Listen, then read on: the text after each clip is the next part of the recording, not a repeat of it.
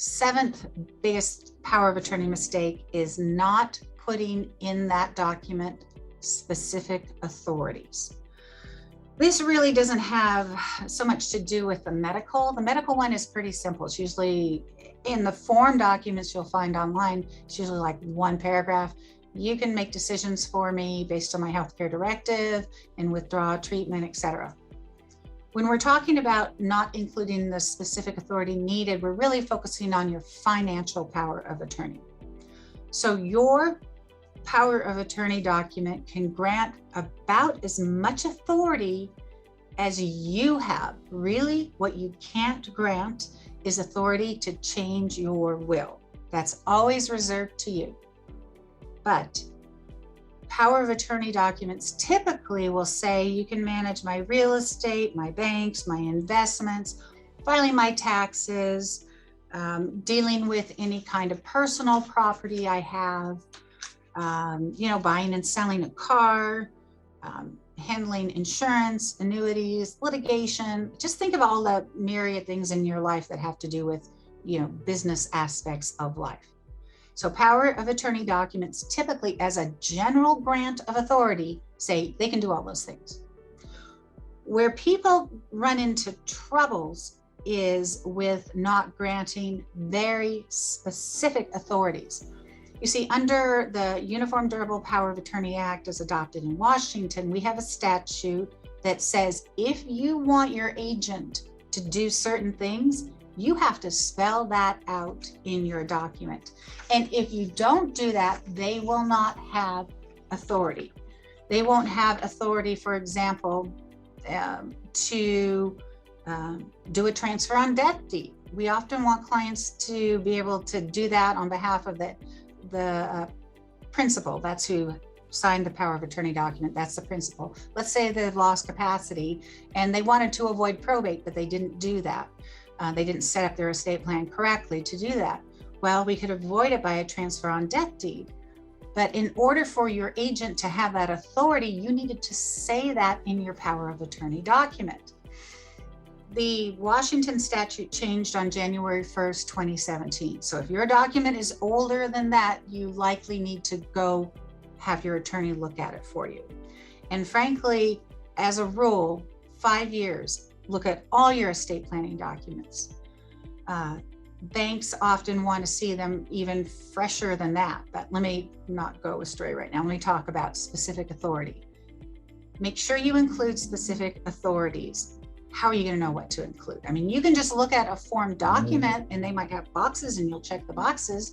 What did those boxes mean? What did you do by checking those boxes? It's really important that your attorney explain to you, well, what does it mean, for example, that they can do a testamentary transfer? Well, a non-testamentary probate asset transfer on death deed. Why might you want somebody to create or revoke a trust? Talk about that.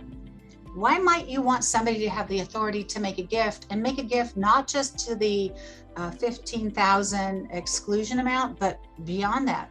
Why might you want somebody to make a gift of all of your assets, for example? I mean, that seems really extreme, and it is really extreme. We here at ELG Estate Planning do Medicaid asset preservation strategies. Sometimes as a part of that, part of our strategy so that the person won't lose all their assets to the nursing home is to gift them all. And to gift them all, and if they don't have capacity, I need authority under a power of attorney, not just to gift them, but also to protect them. So there are times when gifting away assets makes a lot of sense. What we do here at ELG Estate Planning, because gifting is such a risky authority to include beyond the $15,000 annual exclusion amount, is that we say, if you're doing gifting for Medicaid qualification purposes, we require that an attorney, not just the attorney in fact under your power of attorney, but an elder law attorney, put in writing, this gift is because of this plan and benefits and does what the principal wanted it to do. You want an attorney to back up the gifting so that there is not gifting that is done that is a bad idea. Medicaid has a 5-year look back rule. So if we're doing any gifting within the 5 years, you want to make darn sure that whoever's doing the gifting of your assets knows what they're doing. They're not going to know what they're doing unless they're dealing with an elder law attorney, and that elder law attorney better put in writing what's going on so that they can stand behind that plan. Other specific authority to change beneficiary designations or rights of survivorship on bank accounts, this is a really important one that we do, to change property status. Let's say you're married, and let's say that you're married and your spouse needs to qualify for Medicaid, but you don't have a power of attorney or you have a power of attorney that doesn't grant you authority. If one spouse is going on Medicaid, we are going to transfer all the assets to the healthy spouse, the community spouse. Well, how do we do that? How can we make sure that there is nothing standing in the way of doing that? We want authority under the power of attorney that says we can do that. They can revoke a community property agreement. They can do a separate property agreement. If you want your spouse to do that, you have to specifically state that in your power of attorney. And the majority of powers of attorney I've reviewed that are done by traditional estate planning lawyers that don't do Medicaid don't include that provision, because they're not thinking about, well, why would you want to do that? There's really good reasons to do it, as I just explained, but many power of attorney documents and forms won't have that. And it's really important that you have that if there is ever a concern that your spouse might go on Medicaid. There's other specific grants of authority. Those are under RCW 11.125.240 if you're interested in taking a look at that. Call in if you do it. RCW 11.125.240. You can read the statutes and you can do your Google research and you can do all that. But what I want to caution you about is, no matter how good of a researcher you are, unless you're an elder law attorney, the implications, the consequences of certain specific grants of authority and how they're used and why they're important aren't going to stand out to you. So be cautious about that. And just like what I'm telling you today, probably should have said this up front. I'll try to remember to say it at the end. What I'm giving you isn't your specific legal advice. It is information. If you want specific legal advice about your situation, talk to an attorney. Retain an attorney who knows estate planning, and not just estate planning, but elder law and government benefits, special needs types of benefits.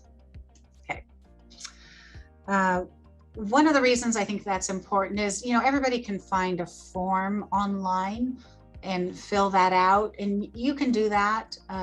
But what you're going to not get from that is, what does it mean? And how can it be used? And how can I plan for the future? If you just have a form, you have a form. That might be adequate to keep you out of a guardianship, but that won't be adequate to give you that roadmap forward so that you know what your future legal and financial situation might be in case of all these various scenarios that might happen. That's what an attorney does for you.